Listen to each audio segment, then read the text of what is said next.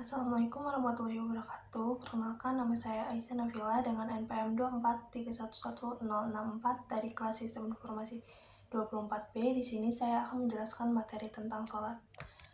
Apa sholat itu? Sholat merupakan salah satu kewajiban bagi kaum muslimin yang sudah mukallaf dan harus dikerjakan baik bagi mukimin maupun dalam perjalanan. Sholat merupakan rukun Islam kedua setelah syahadat. Islam didirikan atas 5 sendi atau tiang, salah satunya adalah sholat. Sehingga barang siapa mendirikan sholat, maka ia mendirikan agama Islam, dan barang siapa meninggalkan sholat, maka ia meruntuhkan agama Islam. Sholat harus didirikan dalam satu hari satu malam sebanyak 5 kali berjumlah 17 rakaat. Pengertian sholat. Secara bahasa, kata sholat berasal dari bahasa Arab sholah yang berarti doa atau permohonan kepada Allah Subhanahu wa Ta'ala. Dalam Kamus Besar Bahasa Indonesia atau KBBI, sholat juga didefinisikan sebagai ibadah kepada Allah Subhanahu wa Ta'ala yang dilaksanakan dengan syarat, rukun, dan bacaan tertentu.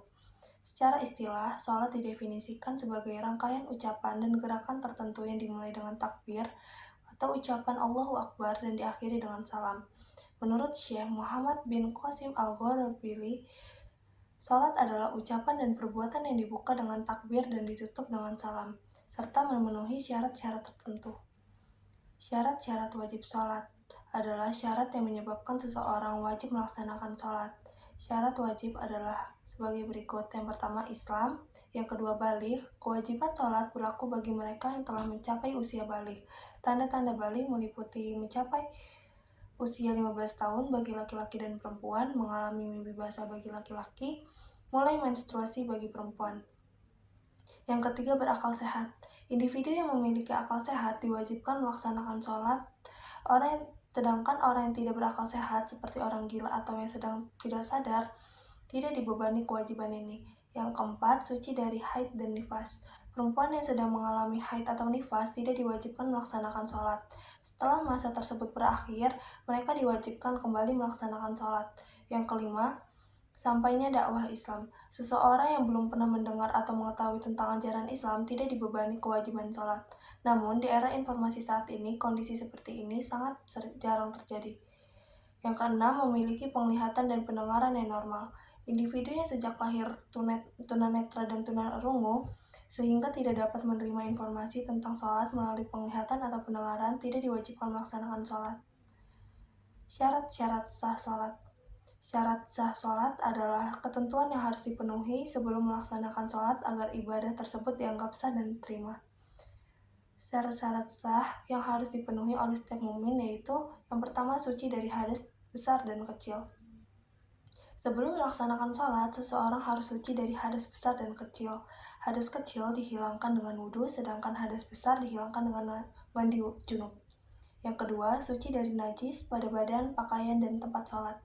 Selain suci dari hadas, tubuh, pakaian, dan tempat sholat harus bebas dari najis. Yang ketiga, menutup aurat. Menutup aurat adalah syarat sah sholat. Bagi laki-laki, aurat yang harus ditutup adalah antara pusar hingga lutut, sedangkan bagi perempuan seluruh tubuh kecuali wajah dan telapak tangan. Yang keempat, masuk waktu sholat. Sholat harus dilaksanakan pada waktunya. Melaksanakan sholat di luar waktu yang telah ditentukan tanpa alasan yang dibenarkan syariat membuat sholat tersebut tidak sah. Yang kelima, menghadap kiblat. Saat melaksanakan sholat, wajib menghadap ke arah Ka'bah di Mekah. Rukun sholat. Rukun sholat adalah elemen penting yang harus dipenuhi agar sholat sah dan diterima. Terdapat 13 rukun sholat, yaitu yang pertama, niat.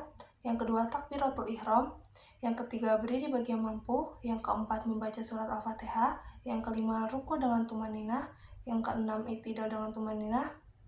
Yang ketujuh, sujud dengan tumaninah. Yang kedelapan, duduk di antara dua sujud dengan tumaninah. Yang kesembilan, duduk tahiyat akhir. 10, membaca tahiyat akhir. 11, membaca salawat Nabi setelah tahiyat akhir. Yang ke-12, membaca salam pertama. 13, tertib atau berurutan dalam mengerjakan rukun-rukun tersebut.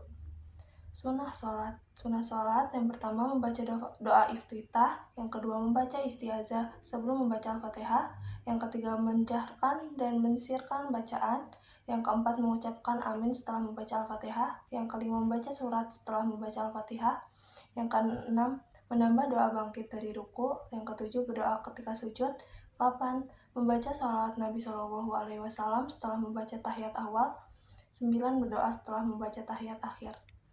Hal-hal yang membatalkan sholat adalah hal-hal yang jika dilakukan oleh seseorang saat sedang sholat, maka sholatnya menjadi batal atau harus diulangi.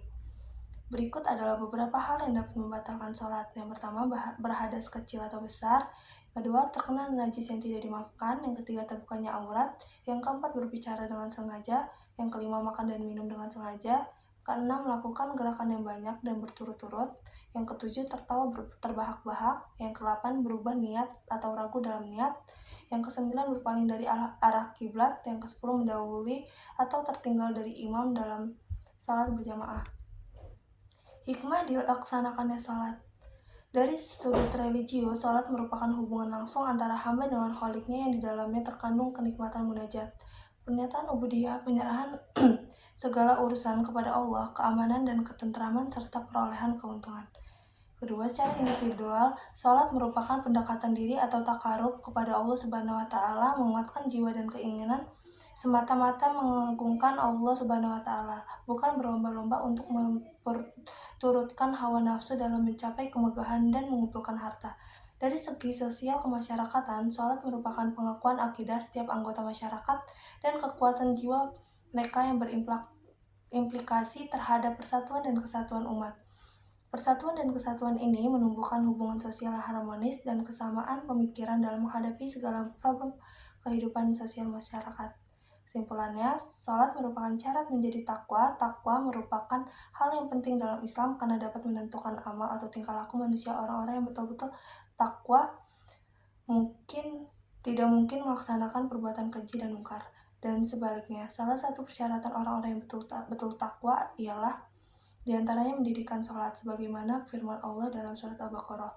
Yang kedua, salat mendidik perbuatan baik dan jujur. Dengan mendirikan salat, maka banyak hal yang didapat. Salat akan mendidik perbuatan baik apabila dilaksanakan dengan khusus. Terima kasih. Wassalamualaikum warahmatullahi wabarakatuh.